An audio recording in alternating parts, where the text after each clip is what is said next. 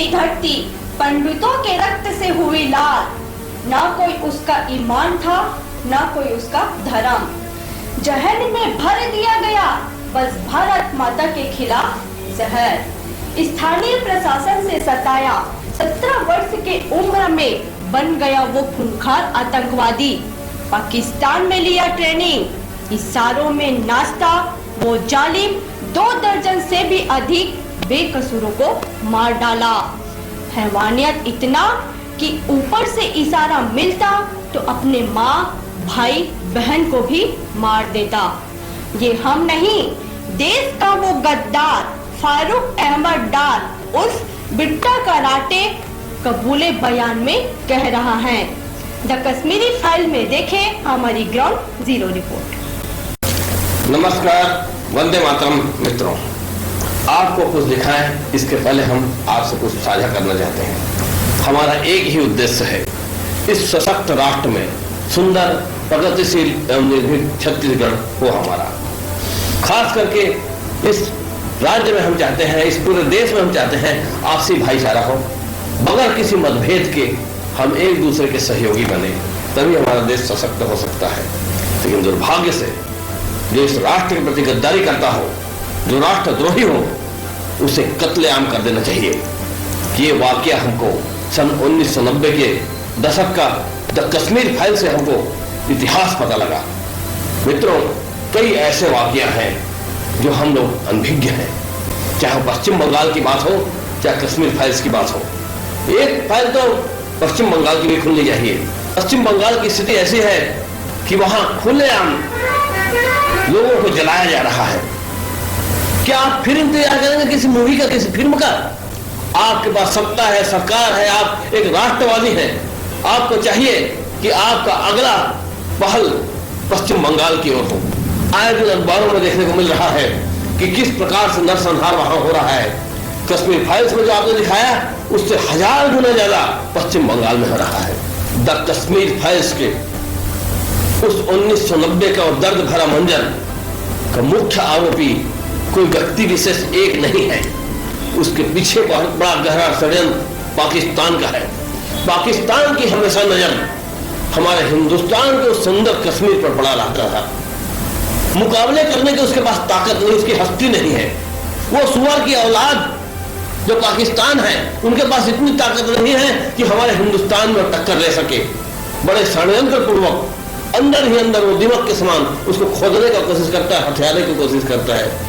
कश्मीर में रहने वाले बेरोजगार छोटे छोटे युवाओं को, जो नाबालिग हैं, जिनको पढ़ने लिखने की उम्र है, उसको बहला फुसला करके अलगाववादी की उसके अंदर प्रेरणा डाल करके उनको AK-47 बम बारूद पकड़ा दिया जाता है और आतंक मचाने के लिए मोटी मोटी फंड जनरेट करता है।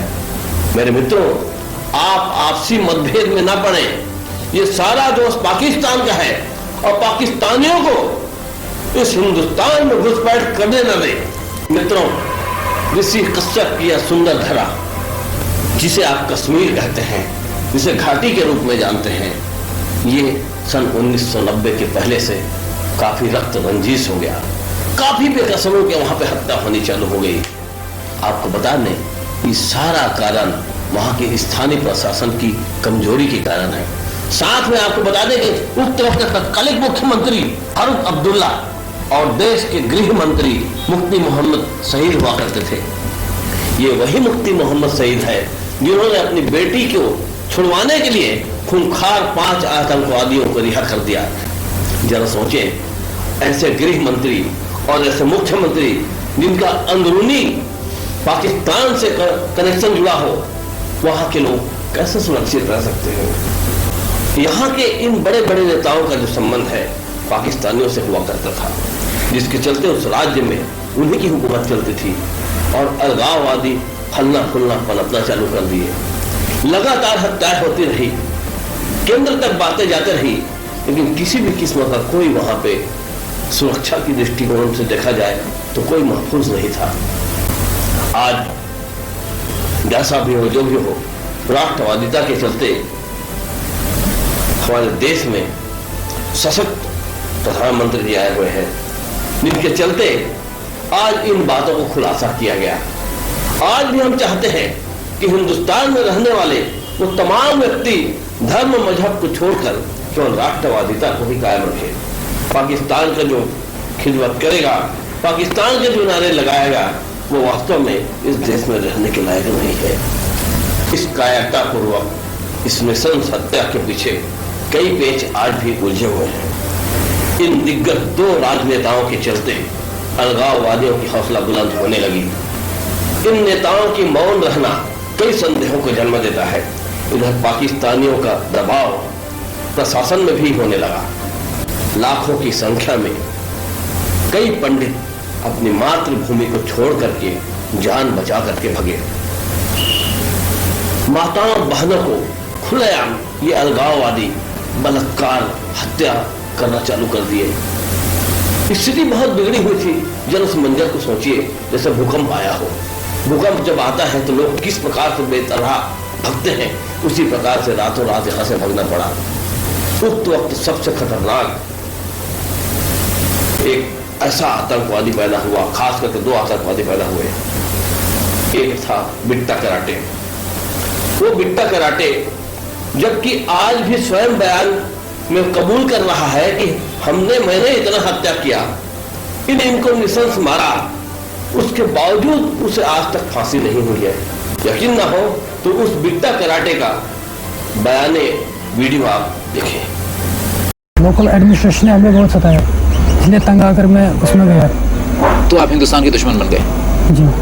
यानी लोकल एडमिनिस्ट्रेशन ने आपको आपकी देखभाल ठीक तरह नहीं की, आप हिंदुस्तान के दुश्मन बन गए और आपने मासूम लोगों की जानें लेनी शुरू कर दी। जब भी आप किसी का मर्डर करते थे तो क्या हमेशा इशफाक मजीद वानी का ऑर्डर होता तब करते थे या अपनी मर्जी से भी कर सकते थे? नहीं, अपनी मर्जी से मैं किसी को नहीं मारता था। ऊपर से ऑर्डर मिलता था, लीडर ऑर्डर देते थे कि अच्छा, ऑर्डर दे किसी को मार दो, आप मार देते थे? हाँ जी। चाहे वो कोई भी हो? कोई भी हो। अगर वो कहता कि अपने सगे भाई को जान से मार डालो? जी, मैं मार देता।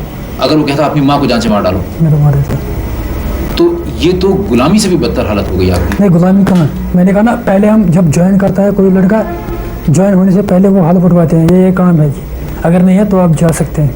कश्मीर लिबरेशन फ्रंट के लिए काम करते करते बिट्टा कराटे के दिमाग में देशद्रोह की भावना इतनी ज्यादा भर गई थी कि निर्दोष लोगों को जान से मारने में उसे जरा भी झिझक नहीं थी। आपको हुक्म दिया कि मार डालो, आपने मार डाला? अच्छा, आपने कितने लोगों की जानें ली? मुझे याद नहीं कितने लोग मारे। यानी आपने इतने सारे लोग मार डाले कि आपको ये भी नहीं याद कि आपने कितने लोग मार डाले? 10-12 हम मारे होंगे। 10-12 की 20? अब 20 ही लगा, 20 ही मारे। सारे के सारे कश्मीरी पंडित थे कि कोई मुसलमान भी थे उसमें? मुस्लिम थे उसमें। कितने मुस्लिम, कितने कश्मीरी पंडित थे? ज्यादा कश्मीरी पंडित थे? जी। क्यों, ऐसा क्यों? ऊपर से ऑर्डर मिलता था। मैंने कहा पहला कत्ल कब किया आपने? मैं भी सोच रहा हूँ। पहला मर्डर मैंने सतीश को मारा। सतीश कौन? सतीश कुमार टिक्कू। टिक्कू कौन था ये? जो ऊपर से मतलब ऑर्डर दिया गया कि उसको हिट करो, मैंने किया। कौन था ये? पंडित लड़का। सिर्फ इसलिए कि पंडित था? नहीं, वो शायद आरएसएस का था। तो क्या आरएसएस का होना किसी के लिए गुनाह है? यानी अगर कोई आदमी आरएसएस का मेंबर हो तो आप उसे जान से मार डालेंगे? मैंने कहा ना, मुझे ऊपर से इंस्ट्रक्शन मिलता था कि फलानी को मारो। अगर मेरी जगह किसी और को मिल जाता कि फलानी को मारो, उसको मारना था। थे आप पिस्टल से? हमेशा पिस्टल से ही मारते थे या AK-47 से भी मारते थे? AK-47 से हम सिक्योरिटी वालों पर एक्शन फायरिंग करते थे। अच्छा, और जब किसी एक आदमी को मारना होता था तो पिस्टल से? पिस्टल से। तो अकेले जाते थे कि 2-3 आदमी साथ होते थे? मैक्सिमम मैं अकेला जाता था। तो नकाब पहनी होती थी आपने? नकाब के बगैर जी। यानी लोग आपको देखते थे कि आप हैं जो जान से मार रहे हैं किसी को? जी। लोग पहचानते थे आपको? तो लोगों ने आपको पुलिस के हवाले नहीं किया? नहीं। इसका मतलब लोग आपको लोग साथ देते थे। अच्छा, कभी ऐसा हुआ कि आपने जिस आदमी को मारना चाहा, आपने कोशिश की लेकिन आप फेल कर गए? नहीं। जब भी आपने कोशिश की सफल हुए? जी, सफल हुए। मैं जिधर निशाना चाहता था लगाना, उधर बराबर पहुंच जाता। तो इसमें क्या खासियत थी आपकी, मतलब क्या बात थी कि आप हमेशा सफल हो जाते थे? मतलब मसल पावर पे होते हैं, मसल पावर। पिस्टल सबसे टफ फायर होता है पिस्टल फायर, और पिस्टल फायर में मसल पावर अच्छी होनी चाहिए।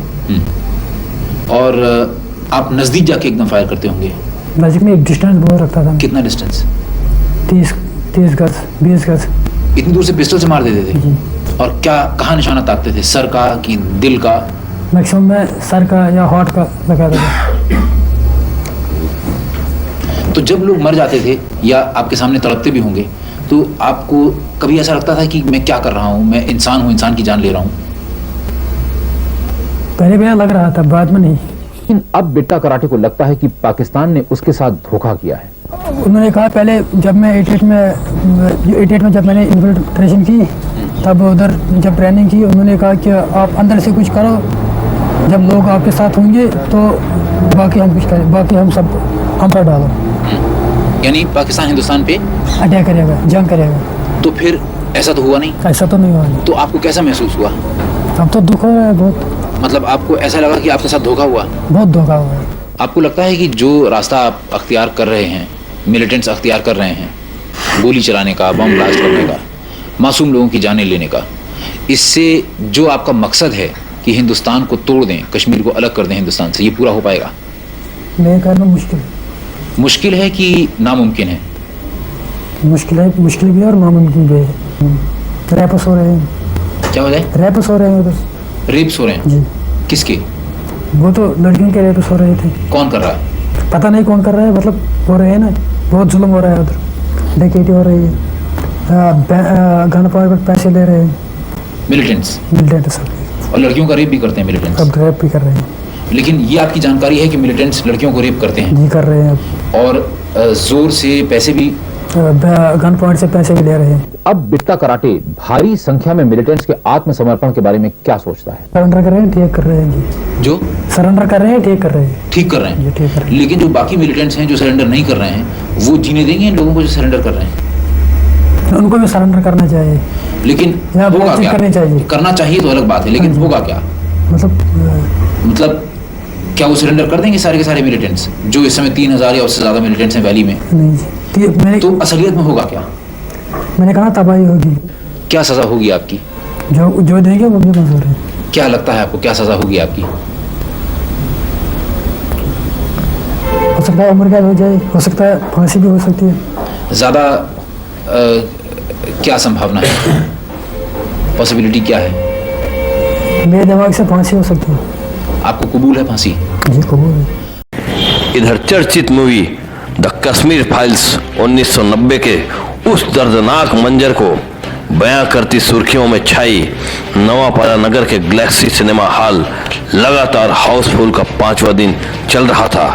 पता चला इस दिन भाजपा नेता पूर्व सांसद चंदूलाल जी भी पूरे थिएटर को बुक कराकर अपने सैकड़ों कार्यकर्ताओं के साथ मूवी देखने निकल पड़े हैं।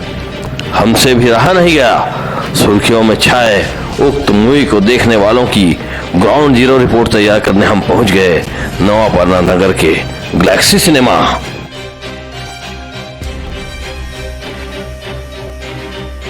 पहुंचते ही सामने गेट में ही थिएटर का मालिक हितेश से मुलाकात हो गई। उन्होंने बताया आज 5वां दिन है, लगातार हाउसफुल चल रहा है। आज पूरा थिएटर पूर्व सांसद चंदूलाल साहू जी ने बुक कराया है, जिसमें जिले भर के तकरीबन 1000 लोगों का खचाखच हाल में भरा होने की बात कही। पिछले संडे से ही चल रहा है सर, हमारे टॉकीज में लगा हुआ है और हम लोग इस पिक्चर को शुरू में 2 शो में लगाया, स्टार्ट किया था 6 बजे 9 बजे में, लेकिन पिक्चर में जैसे हमको रिस्पांस बहुत अच्छा मिला, हमारे हिंदू भाई बहन जो बढ़ चढ़ के हिस्सा लिए हैं तो पूरा अपना हॉल बुक करके अपना सब शो दिखा रहे हैं अभी। तो आज हाउसफुल है माननीय नेताजी के द्वारा। हमने भी देखा पूरा थिएटर वाकई खचाखच भरा हुआ था, कुछ खड़े थे तो कुछ जमीन में बैठे नजर आए। देखिए काफी हाउसफुल की स्थिति, यहाँ पे खड़े होने की भी स्थिति नहीं है। देख सकते हैं किस प्रकार से यहाँ पे वातावरण है। महेश भाई, आपके टीम के लोग टोटल कितने लोग आए हुए हैं यहाँ पे? लगभग यहाँ से 250 से 300 लोग आए हुए हैं। और क्या संदेश आए हुए हैं? संदेश हम लोग ये देना चाहते हैं, जो कश्मीरी पंडितों के साथ जो घटना घटित हुई है, शर्मनाक है, उसको पूरा देश जाने, यही भावना लेकर हमारे माननीय पूर्व सांसद चंदूलाल साहू जी के नेतृत्व में हम लोग यहाँ नयापाड़ा गैलेक्सी टाइज में द कश्मीर फाइल्स देखने के लिए आए हैं, ताकि हम लोगों के अंदर देशभक्ति का भावना, जज्बा पैदा हो और हम अपने देश और धर्म के लिए लड़ाई लड़ सकें। देख रहे हैं फिल्म में यहाँ पे शुरुआत हो चुकी है और काफी लोग जमीन में भी बैठे हुए हैं। आप देख सकते हैं कि इस प्रकार से यहाँ पे चारों ओर देख सकते हैं हाउसफुल की स्थिति बनी हुई है।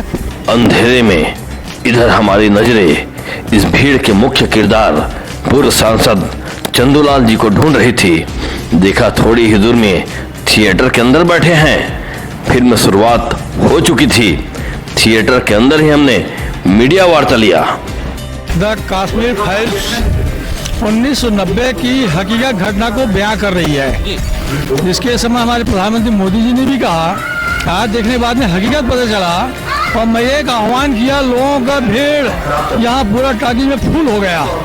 मैं 245 सीट बुक किया था, यहाँ लगभग 500 लोग पहुँच गए हैं। तो मैं इनको कह रहा हूँ कि सेकंड शो में देखेंगे। तो वास्तव में ये फिल्म रियल घटना पे आधारित है। किस प्रकार से लोग वहाँ कश्मीरी हिंदुओं पर अत्याचार किए, वो देख करके दिल दहल जाएगा। आज ये फिल्म मेकर ने ये फिल्म बनाने की हिम्मत किया सिर्फ मोदी जी के शासन के कारण।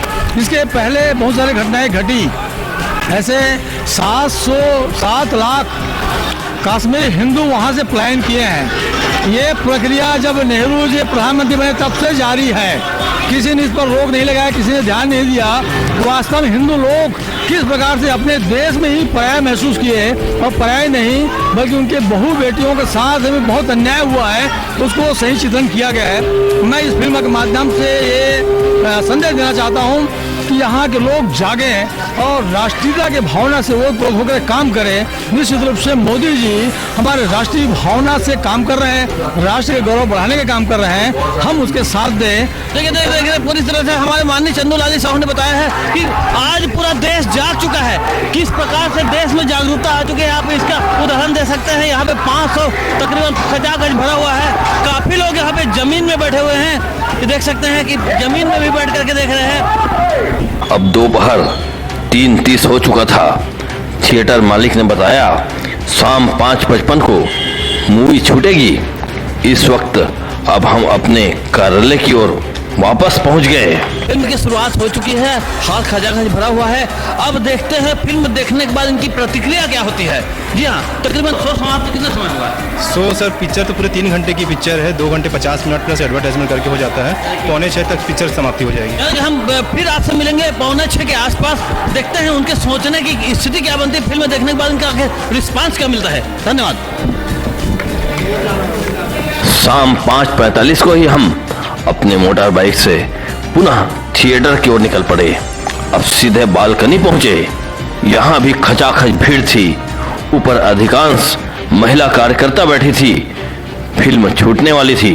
ठीक 5:55 को फिल्म छूटते ही मूवी देखने वालों की उत्साह एवं जोश देख उनकी प्रतिक्रिया जानने कूद पड़े, उनको कवरेज करने।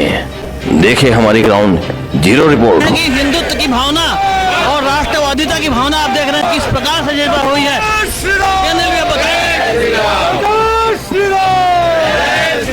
कि किस प्रकार से हज में जज्बा पैदा हो चुका है, राष्ट्रवादिता की जज्बा आप देख रहे हैं। द कश्मीर फाइल देखने के बाद यहाँ गरियाबंद जिले से राजीव नयापारा से लेकर के गरियाबंद से लेकर देवभोग तक से यहाँ पे आए हुए हैं। इन उत्साही हमारे खास दिग्गजों से बात करना चाहेंगे कि इससे क्या उनको संदेश देता है। बहुत अच्छा संदेश है। मुसलमानों के लिए एक सीख है और हम हिंदुओं के लोग जागना पड़ेगा और हर मुसलमानों से जितने भी मुसलमान हैं उनसे हमारी खरीदी लेन देन बंद करना पड़ेगा। बताएंगे अनिल भैया, आप बताएंगे कि आप गरियाबंद से आए हुए हैं और क्या संदेश देना चाहेंगे, आप क्या कहेंगे?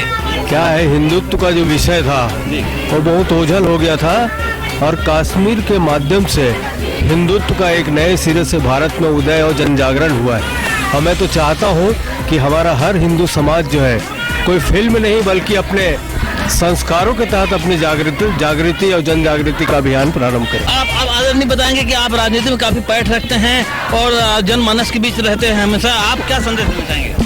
आज यहाँ पर हम लोग सभी भारतीय जनता पार्टी के कार्यकर्ता, जिला के प्रमुख कार्यकर्ता के साथ द कश्मीर फाइल फिल्म देखने के आए हैं माननीय पूर्व सांसद जी के नेतृत्व में। आज हम सभी ने अनुभव किया है जो कश्मीर का जो हकीकत है उसको वर्षों तक जो छिपाया गया है, वहाँ का जो वास्तविक जो वहाँ पर जो जेनोसाइड हुआ है उसको जो छिपाया गया था वहाँ के सरकारों के द्वारा, वो आज लोगों के पास हकीकत जो वास्तविकता है जो दिखाया जा रहा है और इससे लोगों में जागृति आनी चाहिए। द कश्मीर फाइल्स आज माननीय श्री चंदूलाल साहू जी पूर्व सांसद के द्वारा हमारे कार्यकर्ता दिखाया गया, इसके लिए मैं उनको बहुत बहुत साधुवाद देता हूं। साथ ही साथ सब में आज देश प्रेम, राष्ट्र प्रेम जागा है और हिंदुस्तानी और हिंदू लोगों में जागृति आई, निश्चित है द कश्मीर फाइल्स फिल्म असली इतिहास को आज उजागर हुआ है।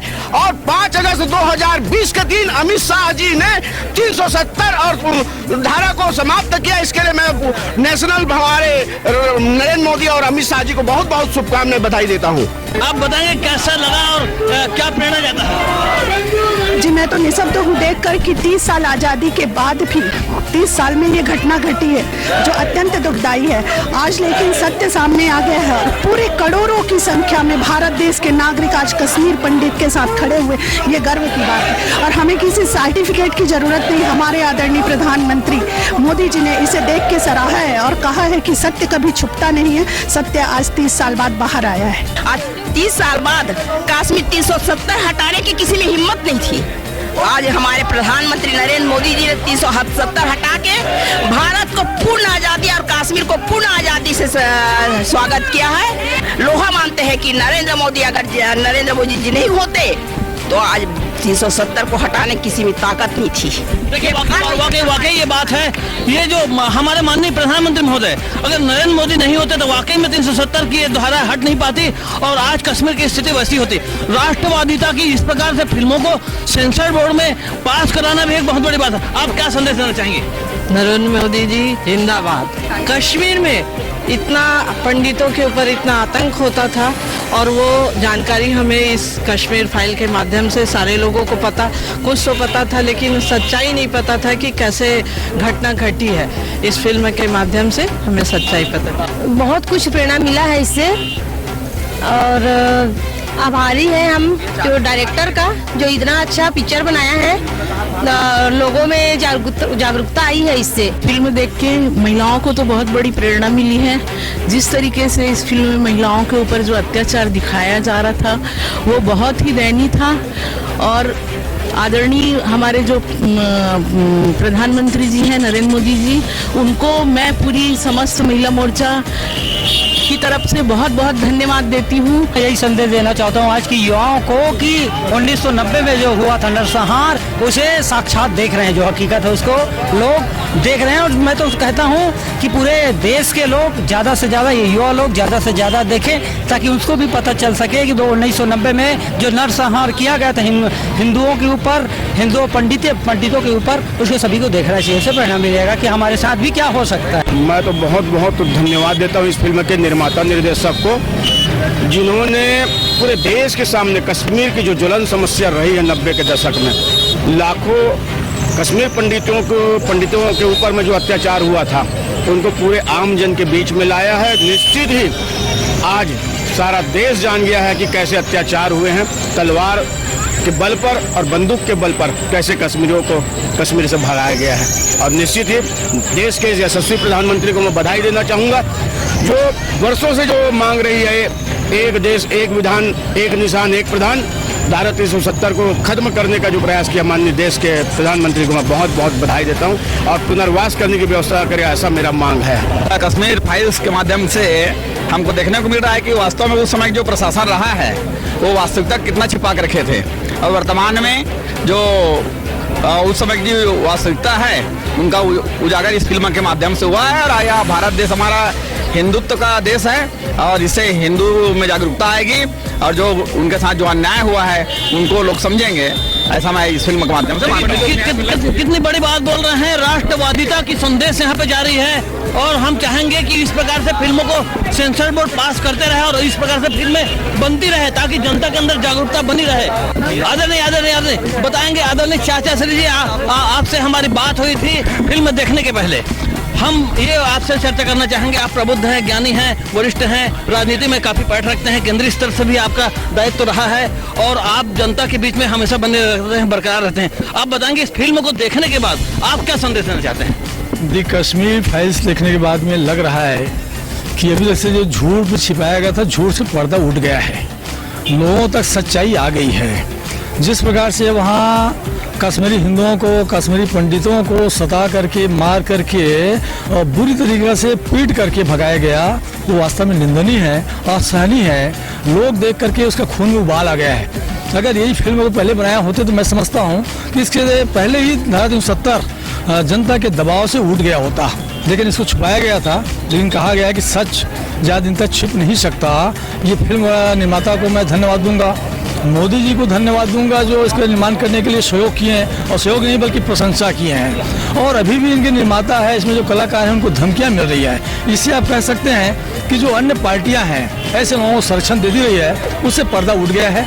आज जितने भी लोग आए हैं, लगभग 400-500 लोग आए हुए हैं, ये देश भावना राष्ट्र हित से ओतप्रोत हो गए हैं। ये एक जोश के साथ में जा रहे हैं और हम भारत देश की अस्मिता को कभी, भारत देश में गौरव को कभी कम होने नहीं देंगे। मुख्यमंत्री अपने आका को खुश करने के लिए बिल्कुल देखने के लिए तो बिल्कुल सहमत नहीं होंगे। जनता के दबाव में मजबूरी को देख करके ये कहना कि इसमें घटनाएं जो दिखाई गई है उससे लोग डरेंगे, वास्तव में गलत है। वो सिर्फ अपने आका को खुश करने के लिए यहाँ के मुख्यमंत्री हर दृष्टिकोण से असफल साबित हुआ है। कहीं पर भी हमारे छत्तीसगढ़ के विकास के लिए या छत्तीसगढ़ के हित के लिए नहीं है। इसको तो बदलने की मूड बना चुके हैं और आने वाले समय में इनको सबक सिखाएगी जनता। कितनी बड़ी बात है, इस फिल्म से अंदाज लगा सकते हैं कि किस प्रकार से यहाँ पे वातावरण बना हुआ है। नेपाल राजीव क्षेत्र के गरियाबंद जिला से काफी दिग्गजों का यहाँ पे फिल्म देखने का अवसर उनसे मिला है और उनसे बात करने के बाद पता लगा। ये देख सकते हैं कितना भीड़ है और किस प्रकार से यहाँ पे वातावरण चल रहा है और लोगों को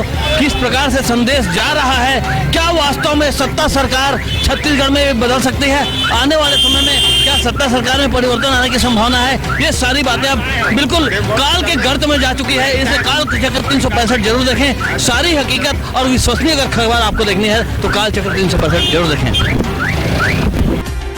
कथा संग्राम की